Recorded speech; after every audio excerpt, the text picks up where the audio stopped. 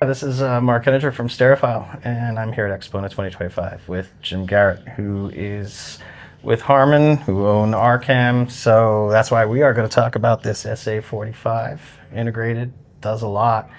I mean, how much does it do, Jim? It does about everything for you. Really kind of an all-in-one system. So as an integrated amp, of course, it's a preamp and power amp combined in it, but we've included just about every feature you could possibly want to have in this unit. Yeah. So you got a line stage, you got a phono stage, you got a high-res DAC built into it, so we've got streaming capability in it. A beautiful, nearly 9-inch full-color display on the front of this guy. Now, right? Yeah, absolutely. And then lots of cool things that are in here. We've got an eARC input on it. We've got Dirac capability on it. Well, you can do actually a 2.2 with dual subs on it. So if you wanted to configure that up, kind of hot rod a 2-channel system for it, you could do it. Balanced inputs on this. It's a fantastic product. Right. So it comes in at $5,000. Is that correct? Correct. All right. So in this show, that's actually a relatively low price point for that feature set. And at the same time, what I'm seeing or hearing is that you actually do things that are maybe beyond what is normally audiophile like orthodoxy. But that also makes sense, right? I mean, Dirac Live and 2 subs, you can actually like finesse your system real nice like with that, right? I mean, yeah, very much so. And there's still a lot of people that an AV system doesn't necessarily have to be multi-channel. So it could be a nice 2-channel system. A lot of people, that's the space they got. You live in an apartment, anything like that, you don't have the room necessarily to do it. So you got me primed for that. Because here's what I've been thinking lately. In your living room, first of all, if you do want many channels, either you're going to have wires and speakers. That's going to be ugly. You're never going to do that. So leave that for your like DIY home theater. If you actually want Atmos in your living room, you're going to be paying a contractor to run, and then they're going to be putting those invisible whatever. That sounds like a bunch of crap, because no matter how much people spend, I keep hearing like, I can't get dialogue clarity out of my center channel that is at the bottom of my 98-inch TV.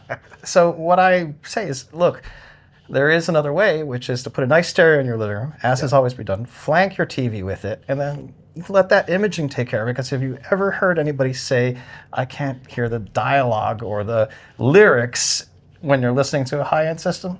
Yeah, it's not the case, right? It's not. I think when you get into this, part of this is those systems then just become your everything system. So you're going to listen to music. I mean, we've seen a lot of people that are using sound bars to listen to music because that's the only thing they had in their house. But if we can get you into a system like this, a nice integrated amp, a nice pair of floor standing loudspeakers, then take the audio from your television through that eARC input, you're going to get a way better result than a poorly put together surround system. Yeah, no doubt. And that's the thing. I mean, you look at the speakers. Speakers today are not what they used to be, right? They are really aesthetic statements. They, so they will fit into that living room environment.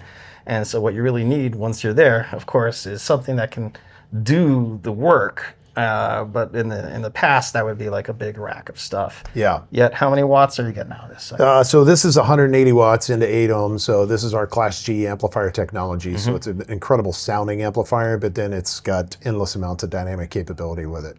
And if you go to 4 ohms, what happens? We're over 300 watts into 4 ohm. Yes, that's a lot of power unless you're going like super crazy. Yeah. Yeah, I mean, this is a fairly large and expensive loudspeaker that we're using here at the show, but this is a great combination with it. And you can drive this speaker with ease, and we've been doing some incredible demonstrations here at the show with it. Sounds fantastic. So Revel F328s. Okay. Yeah, that's the flagship from the Beryllium series. Right on. Yep. Yeah, and I'm sure it's a fantastic sound system. Have you been using Dirac Live in this? We've actually not. So this room is not calibrated. That's one of the things that people have been saying to us is how great this room sounds. But we obviously are in a hotel room, so it's a little difficult to optimize things in here. But we did not use Dirac.